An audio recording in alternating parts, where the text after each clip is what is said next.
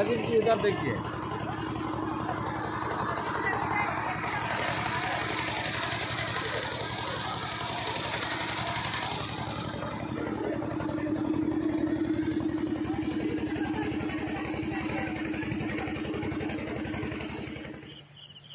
এটি অবস্থিত বালি ২ নম্বর গ্রাম পঞ্চায়েতের আন্ডারে, যুব আবাসের খুবই কাছে অবস্থিত।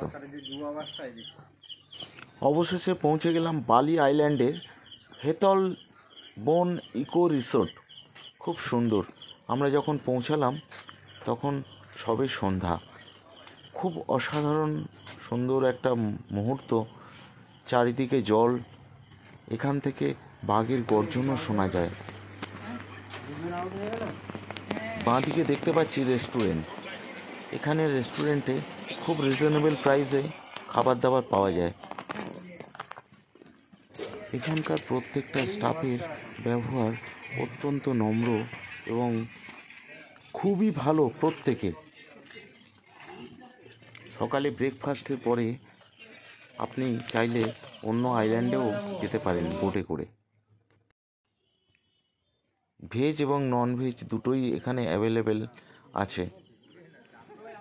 প্রথমে যাওয়ার সময় একটু ভয় ভয় লাগছিল, তারপর সকালে ঘুম থেকে ওঠার পর দেখলাম পরিবেশটা খুব অসাধারণ।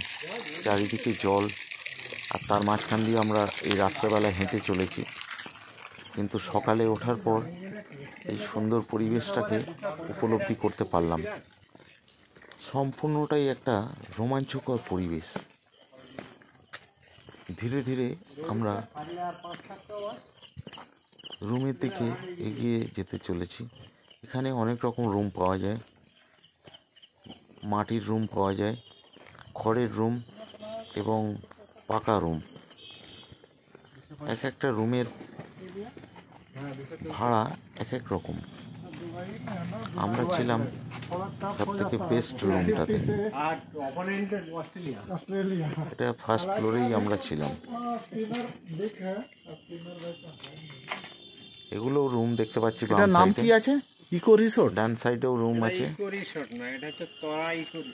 এখানে দেশ বিদেশ থেকে অনেক জায়গা থেকে এখানে মানুষ বেড়াতে আসে এই সুন্দরবনে। হেতালবন রোমাঞ্চকর উপলব্ধির একটা কেন্দ্রবিন্দু হচ্ছে এই সুন্দরবন। ধীরে ধীরে আমরা রুমের দিকে পৌঁছে গেলাম। এই দেখুন আমার রুম। এদিকে একটা ব্যালকনি আছে, অ্যাটাচ বাথরুম এবং এদিকে বারান্দা। ভিডিওটি দেখার জন্যে সকলকে ধন্যবাদ জানাই।